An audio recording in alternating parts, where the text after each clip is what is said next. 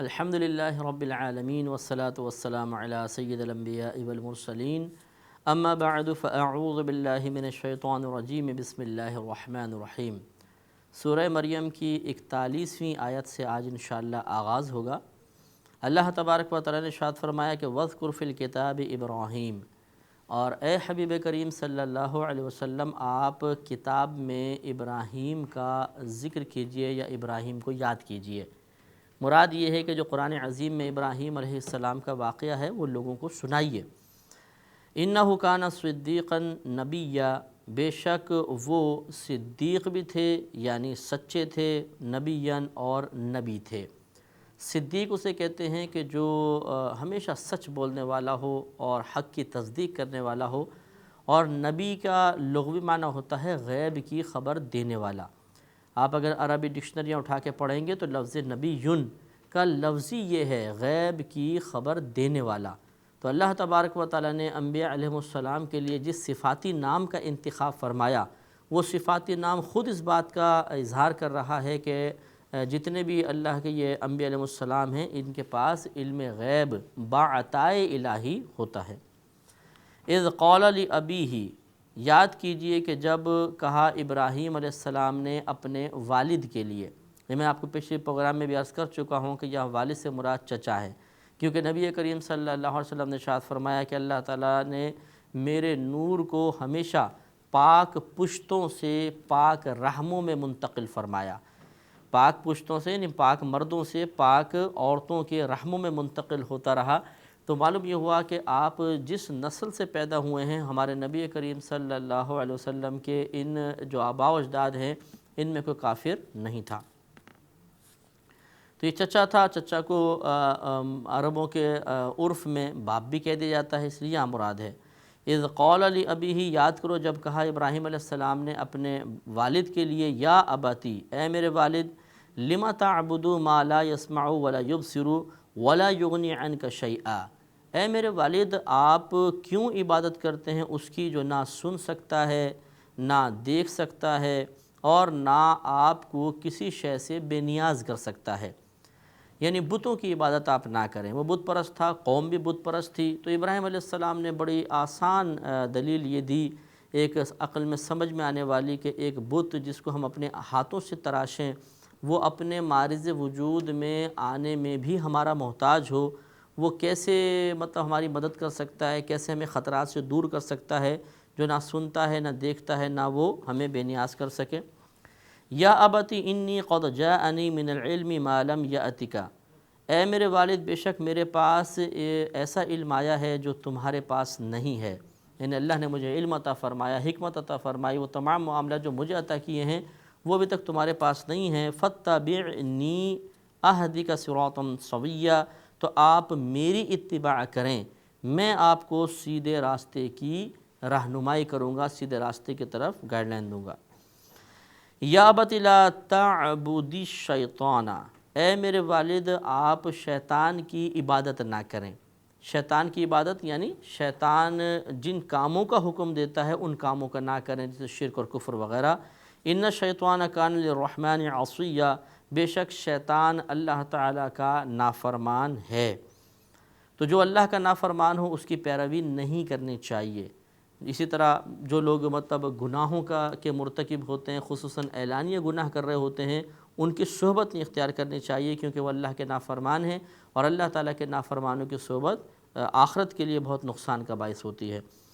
یا ابتی انی اخاف ان یمسک عذاب من الرحمن فتکون للشیطان ولیا، اے میرے والد بے شک میں خوف کرتا ہوں کہ تجھے اللہ تعالیٰ کا کوئی عذاب پہنچ جائے، مجھے اس بات کا خوف ہے۔ تو اگر ایسا ہوا تو شیطان کا رفیق ہو جائے گا، ساتھی ہو جائے گا، یعنی دنیا میں بھی اس کو گویا کہ تو ساتھی ہو گیا، اور پھر آخرت میں شیطان کے ساتھ تیرا حشر ہوگا کہ تمہیں جہنم میں ڈال دیا جائے گا۔ اب وہ جو چچا جان تھے وہ بولے، قال اراغب انت عن آلہتی یا ابراہیم، اس نے کہا کہ اے ابراہیم کیا تو میرے خداؤں سے بے رغبت ہے؟ لئن لم تنتہی، البتہ ضرور اگر تو نہ رکا، باز نہ آیا، لأرجمنک وہجرن ملیا، تو میں تجھے ضرور سنگسار کر دوں گا، پتھر مار مار کے ہلاک کر دوں گا، اور تو مجھ سے کچھ عرصے کے لیے بالکل دور چلا جا۔ یہ شہر بابل تھا، اور پھر حضرت ابراہیم علیہ السلام وہاں سے ہجرت کر کے شام کی طرف چلے گئے تھے۔ تو ابراہیم علیہ السلام نے جب یہ سنا تو قال فرمایا سلام علیکہ، تجھ پر سلامتی ہو۔ یہ سلامتی سے مراد وہ سلامتی کی دعا نہیں ہے، بلکہ اس کو کہتے ہیں سلام متارکت۔ اچھا بھائی تمہیں تو سلام ہے بس، پھر یعنی تمہیں تو ہم چھوڑ رہے ہیں، دور جا رہے ہیں، اس کو سلام متارکت کہتے ہیں، یعنی ترک کر دینے والا سلام۔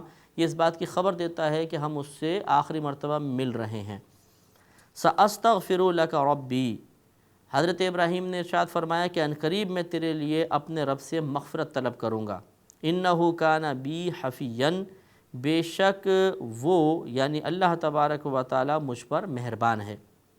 یعنی مغفرت طلب کروں گا، کافر کے لیے مغفرت نہیں ہوتی ہے، یعنی میں یہ گزارش کروں گا کہ اللہ اس کو ایمان کی دولت عطا فرما اور اس کے بعد سے گناہوں کی بخشش فرما دے۔ وَأَعْتَزِلُكُمْ وَمَا تَدْعُونَ مِن دُونِ اللَّهِ، اور میں تم سے بھی اور جن کو تم اللہ کے علاوہ پوچھتے ہو ان سب سے کنارہ کش ہو جاؤں گا۔ وَأَدْعُو رَبِّي، اور میں فقط اپنے رب کی عبادت کروں گا۔ عَسَىٰ أَلَّا أَكُونَ بِدُعَاءِ رَبِّي شَقِيًّا، قریب ہے کہ میں اپنے رب کی بندگی سے بدبخت نہ ہوں، یعنی قریب ہے کہ انجام بہترین ہی ہوگا انشاءاللہ کہ میں اپنے رب کی عبادت کر کے بدبخت نہیں ہوں گا، اس لیے میں تو اپنے رب کی عبادت کروں گا۔ فَلَمَّا اعْتَزَلَهُمْ، پھر جب ان سے وَمَا يَعْبُدُونَ مِن دُونِ اللَّهِ، اور ان سے جن کی اللہ کے علاوہ عبادت کرتے تھے ابراہیم دور ہو گیا، وَهَبْنَا لَهُ إِسْحَاقَ وَيَعْقُوبَ، تو ہم نے اسے اسحاق اور یعقوب عطا کیے۔ تو ابراہیم علیہ السلام کے دو صاحبزادے ہوئے، اسحاق اور حضرت اسماعیل علیہ السلام۔ پھر حضرت اسحاق علیہ السلام کے صاحبزادے تھے یعقوب علیہ السلام۔ تو گویا کہ اسحاق علیہ السلام آپ کے بیٹے اور یعقوب علیہ السلام آپ کے پوتے ہیں۔ تو اللہ نے یہ ذکر فرمایا وَكُلًّا جَعَلْنَا نَبِيًّا، اور ہم نے ہر ایک کو، ان میں سے ہر ایک کو نبی بنایا، یعنی اسحاق علیہ السلام بھی نبی تھے، یعقوب علیہ السلام بھی نبی تھے۔ وَوَهَبْنَا لَهُم مِّن رَحْمَتِنَا، اور ہم نے انہیں اپنی رحمت عطا کی، حکمت عطا کی، برکات عطا کی، اور بہت ساری نعمتیں عطا فرمائیں۔ وَجَعَلْنَا لَهُمْ لِسَانَ صِدْقٍ عَلِيًّا، اور ان کے لیے سچی بلند ناوری رکھی، بڑا نام و نمود، سچا نام و نمود رکھا۔ یعنی ابراہیم علیہ السلام کے لیے یہ تذکرہ ہے کہ ہم نے انہیں اپنی طرف سے رحمت عطا فرمائی اور انہیں سچی بلند ناموری عطا فرمائی، ان کا نام بلند کر دیا۔ یہ وجہ ہے کہ کوئی بھی مذہب والا حضرت ابراہیم علیہ السلام کو برا نہیں کہے گا۔ یہود لے لیں، نصارہ لے لیں، اسی طرح کوئی بھی بت پرست قوم لے لیں، سب کے زبان پر ابراہیم علیہ السلام کے لیے تعریفی کلمات ہی ہوں گے۔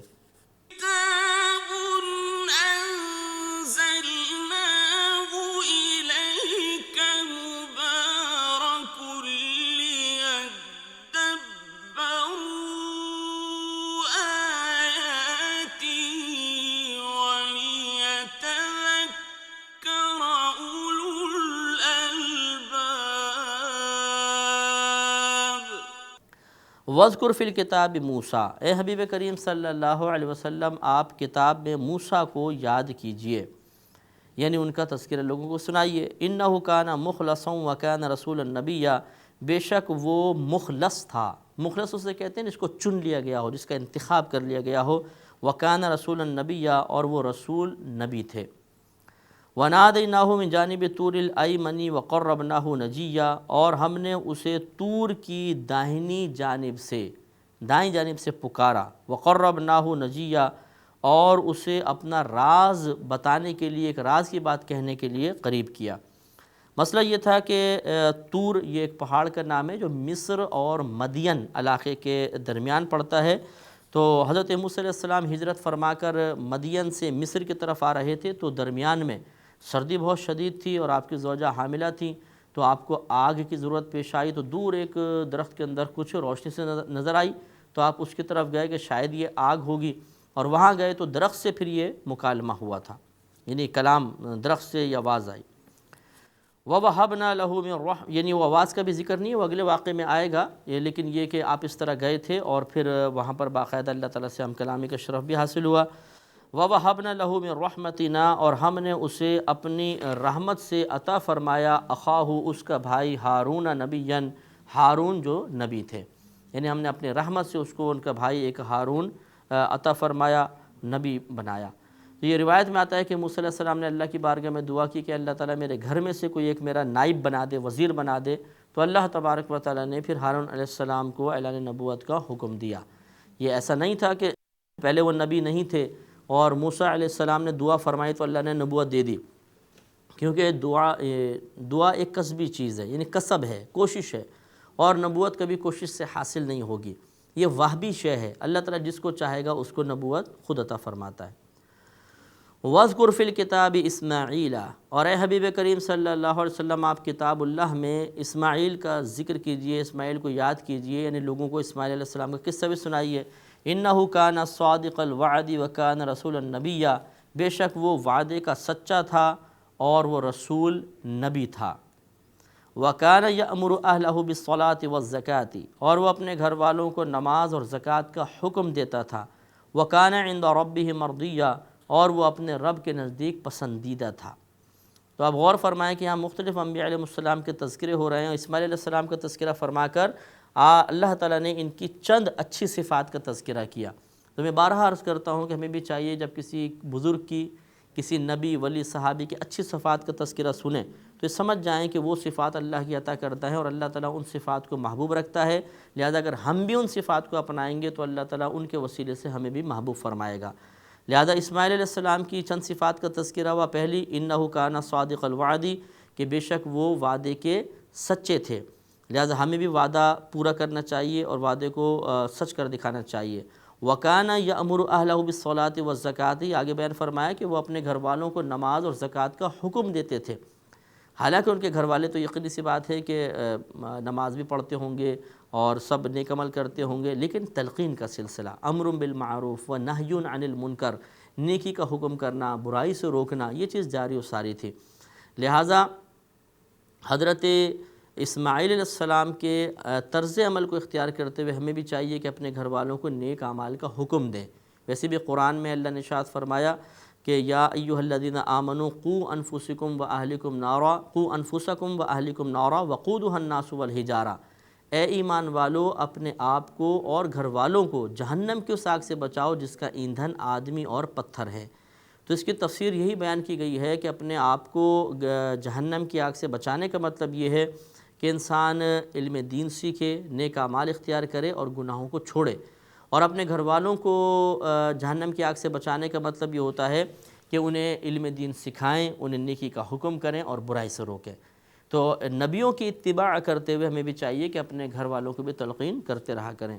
وَكَانَ عِنْدَ رَبِّهِ مَرْضِيًّا، اور وہ اپنے رب کا پسندیدہ تھا۔ تو جو ایسی اچھی صفات کا حامل ہوگا ضرور اللہ تعالیٰ کا پسندیدہ ہو جائے گا۔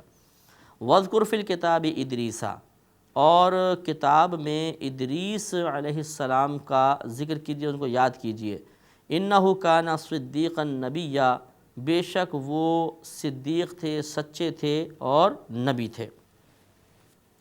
تو یہ اللہ تبارک و تعالیٰ نے مختلف انبیاء علیہ السلام کا تذکرہ فرمایا۔ ان کے لیے مزید ارشاد فرماتا ہے وَرَفَعْنَاهُ مَكَانًا عَلِيًّا، اور ہم نے اسے ایک بلند مقام پر اٹھا لیا تھا۔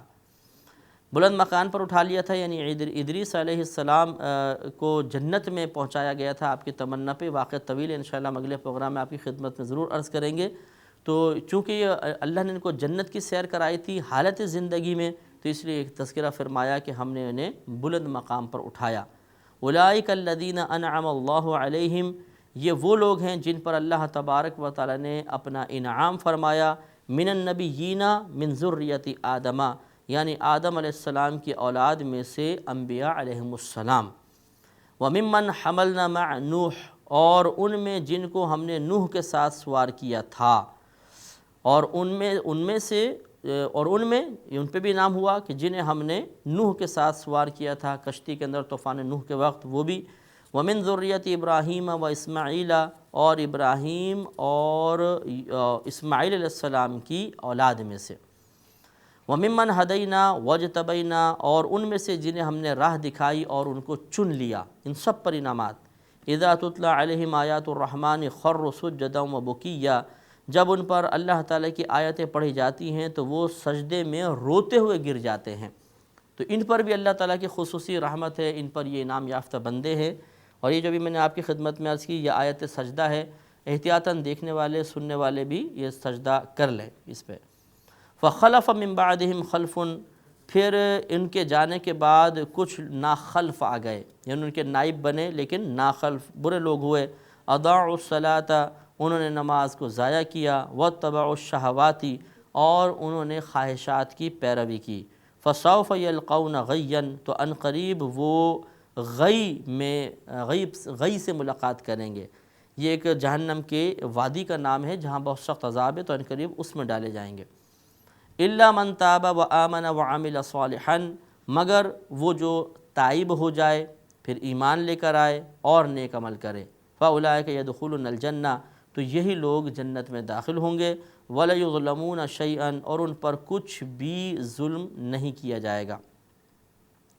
تو غور کریں کہ یہ تو اچھے لوگوں کا تذکرہ تھا کہ اللہ تعالیٰ نے انعام فرمایا انبیاء علیہ السلام پر، ان لوگوں پر جو نوح علیہ السلام کے ساتھ کشتی میں سوار ہوئے تھے، ابراہیم علیہ السلام اور اسماعیل علیہ السلام کی اولاد پر، ان لوگوں کو جن کو اللہ تبارک و تعالیٰ نے ہدایت عطا فرمائی اور اپنے قرب کے لیے چن لیا۔ اور ان کی علامت یہ ہے کہ جب ان پر آیات تلاوت کی جاتی ہیں تو سجدے میں گر جاتے ہیں، روتے ہوئے آنسو بہاتے ہیں باقاعدہ۔ یہ سب اللہ کے نام یافتہ بندے ہیں، تو یہی ہمیں بھی ان کے قریب رہنا چاہیے اور ان کی اچھی صفات کو اپنانا چاہیے۔ اگر ایسا نہیں ہوگا، ہم نے بدلا، تو پھر ہم ہو سکتا ہے معاذ اللہ اس گروپ میں داخل ہو جائیں کہ فخلف من بعدہ خلف، ان کے بعد کچھ ناخلف ان کے نائب بن گئے جنہوں نے نمازوں کو ضائع کیا اور اپنی خواہشات کی، بری خواہشات کی پیروی کی، تو ان قریب وہ جہنم کے وادی غی سے ملیں گے۔ تو اس لیے یہ معلوم یہ ہوا کہ جو نمازوں کو ضائع کرے، نمازیں نہ پڑھے اور اپنے نفسانی خواہشات کی پیروی کرے تو وہ جہنم میں جا سکتا ہے۔ اس لیے ہمیں بھی کوشش کرنی چاہیے کہ نمازوں کی پابندی رکھیں اور نیک اعمال کریں۔ لیکن یہ جو جہنم میں داخلہ بیان فرمایا انہی لوگوں کا جو توبہ کیے بغیر مر جائیں، اسی لیے استثناء فرماتے ہوئے فرمایا مگر وہ جو تائب ہو جائے، ایمان لائے، نیک عمل کرے، تو یہ لوگ جنت میں داخل ہوں گے۔ تو یہاں پر بھی دیکھیں 3 چیزوں کا تذکرہ ہے: توبہ، ایمان، عمل صالح۔ اسی لیے بعضوں نے کہا کہ اگر کوئی کافر مسلمان ہو تو اسے 3 کام کرنے ہوں گے۔ ایک، توبہ کرے گا۔ توبہ کا مطلب یہ ہے کہ جن عقائد کو وہ اختیار کیے ہوئے تھا ان عقائد کو وہ غلط کہے۔